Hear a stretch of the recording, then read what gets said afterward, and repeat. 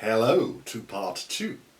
As mentioned in the last Sandman video, there are two other videos coming up.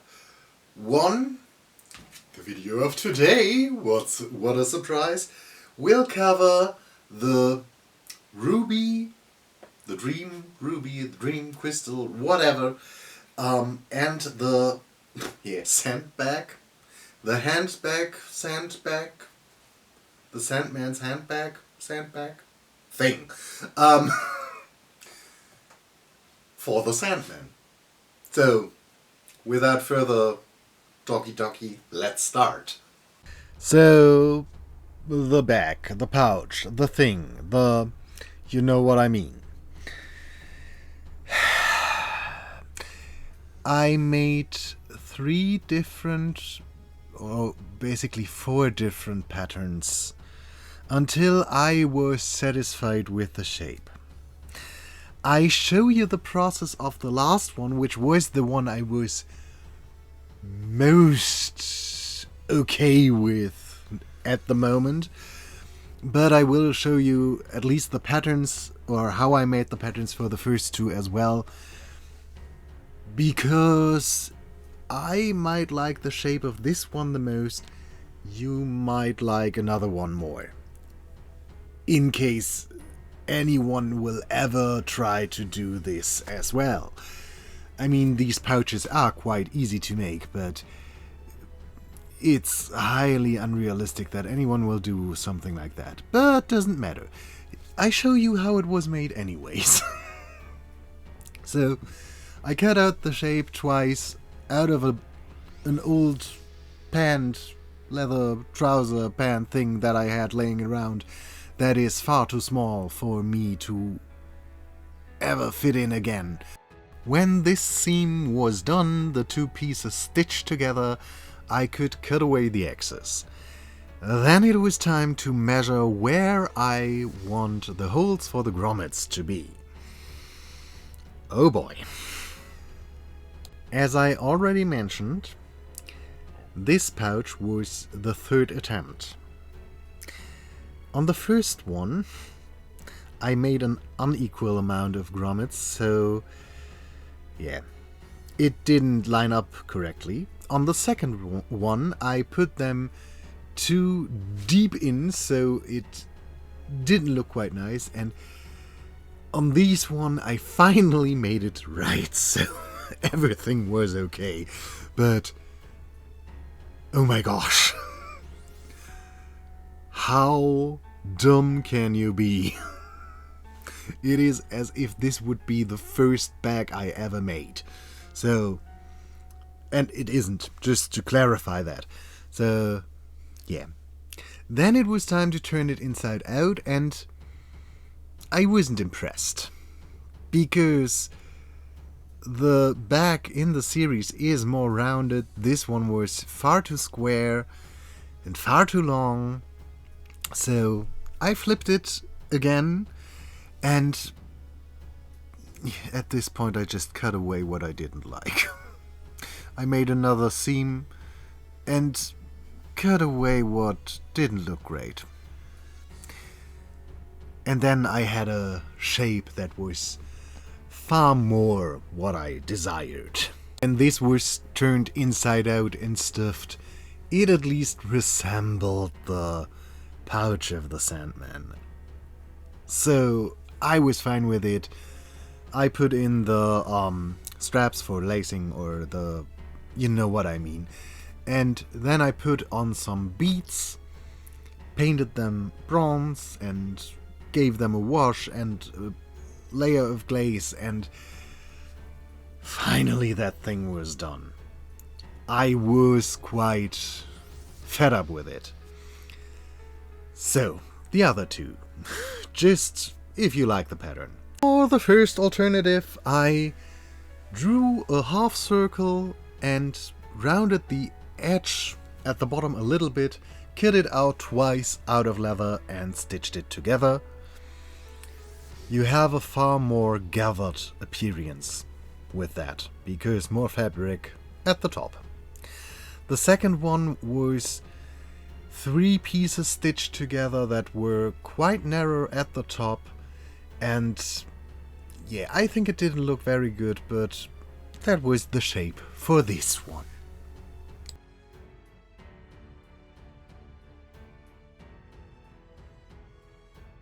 Time for the ruby crystal dream thing. I took out the monster clay that I had laying around for over a year without doing something with it, and squished it into a mold after I heated it up. That squishing it into a mold part was highly unnecessary, but why not? After I cut away everything that made the circle a circle and we now had a square, gosh, I'm such a genius, I was able to find one picture that showed me the way the gemstone was cut or sanded or whatever. So I tried to get the same edges as the ones I saw on the gem, and then I made the mistake that I thought, okay, just to smooth everything out a little bit, heat it up and press a ruler against it. Getting the different parts as exact as possible was... It took time, a long time. I was so annoyed by the end, but I thought it looked quite okay, so I decided it was the right time to make a mold out of it. So I put some Legos around it and mixed up my silicone, and yeah, then just drowned my model in the silicone. What a surprise! It took around an hour to harden completely, and then it was time to unmold it again. And the moment the thing was out of the mold, I looked at it again and thought, what have I done? I was not impressed. But I thought, okay, why not first cast it with some plaster, and if I still don't like it, I can sand it and make another mold. So that is what I did. I put some plaster into it and waited for this to solidify. And with that, my journey started to become the Sandman. But not in the funny way that makes people sleep. No, in the way of sanding this damn thing again and again. I was not impressed by the result. So, as you already see, I sanded it down quite a lot.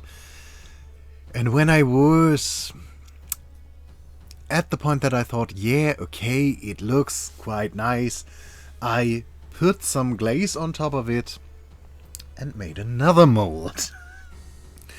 So, at this point, 2 molds, 1 time sanded. Everything fine so far. You could already see that the second go for the mold was a lot more shiny, so I had high hopes for it and decided to whip up some resin. And there is a clear sign that you watched far too much Evan and Caitlin, when every time that you say the word resin, in your head forms the song they sing for resin time. Gosh damn it! For this first attempt I went with soft pastels and some shiny pigments that I had laying around. I was not completely sold when I unmolded later because it was a bit too cloudy inside, not as clear as I hoped it would be. Then my brother came into my room and he told me that he had some airbrush pigments. And why not try them? Because acrylic paint most of the time leaves some lumps in it, so why not try this? So I tried it. That did some interesting stuff, and the red turned out to be yellow.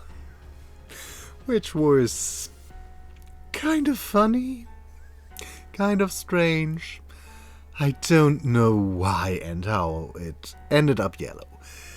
Anyway, my next attempt was made by using alcohol ink. And because I don't have any bottles of alcohol ink, I only have markers, I cut open 3 or 4 old markers I didn't use in ages and squished out as much of the pigment as possible, and that is why my fingers are slightly red in these shots.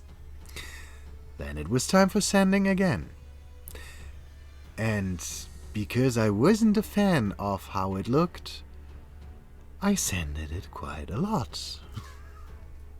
And maybe you will notice that there is now one of these half crystals, half gemstones that has a pointy front and one that is quite flat. Funny story. While I try to find some more pictures of the dream crystal thing, ruby dream bear, I found out that it has 2 sides. So I took my clay piece or my plaster piece and sanded it down so that I had a flat side now, or flat front now, and I made another mold. So at this point, sanding 3 times, molds 3. I'm happy to announce more molds were not necessary, but already enough. Sanding, on the other hand, was a lot more necessary. I hate these things.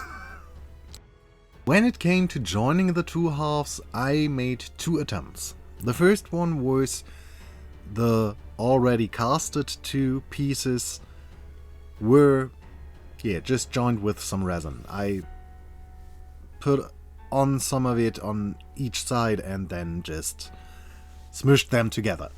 The other one was made by giving some of the resin into the mold and then putting the other already casted half into it. Both of them had air pockets. So both ways are with their flaws, but I think the joining them out of the mold was more successful. But I can't really tell.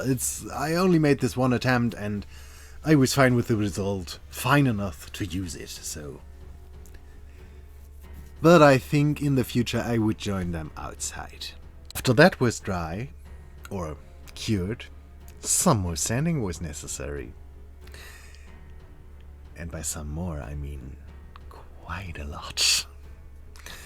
I sanded and sanded and sanded, and then I was finally halfway fine with the result and put on a last coat of resin because it lost a lot of its shininess through the sanding, obviously.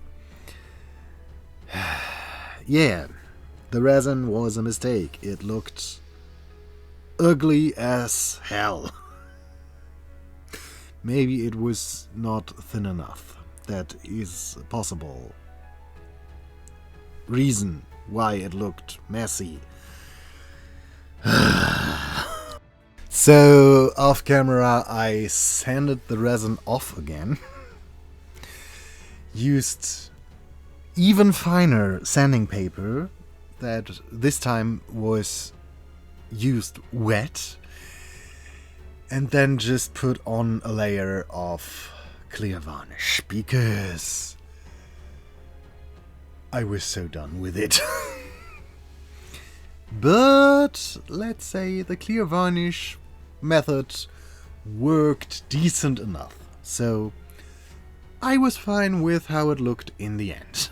Maybe you have noticed that I drilled a hole into one of the two example stone things that I have there. That is because there are two versions of the gemstone in the series, and one is, with something around it. I tried to make it with wire wrapping, but I failed miserably, so I won't show it to you. But for the other one, it only has a clasp thing on top of it, and I used some wire that I put through the hole to make something where you can put a necklace through it. So and then covered everything with epoxy clay that I just cut into the shape of these triangles that you see on the dream crystal. And when this was cured, I just used some plain old leaf gold to make it golden. I regretted this decision later because it would have been far more nice when I only had used the golden acrylic paint that I had, but it doesn't matter. I thought it would be more fancy with leaf gold, but the resin still was sticking a bit, so the leaf gold attached to it. But I couldn't be bothered anymore. I wanted to be done with this thing. To be honest, the mask and the other thing, the last thing I will post, went so smooth. The easiest two things, or the things that should be the easiest, the pendant and the bag, were the ones I struggled the most. I don't know. But with the leaf gold on there, finally, these two very annoying pieces were finished as well. So there is one last item that I will show you in the next video. I hope you enjoyed, and we will see us in the last one. Bye.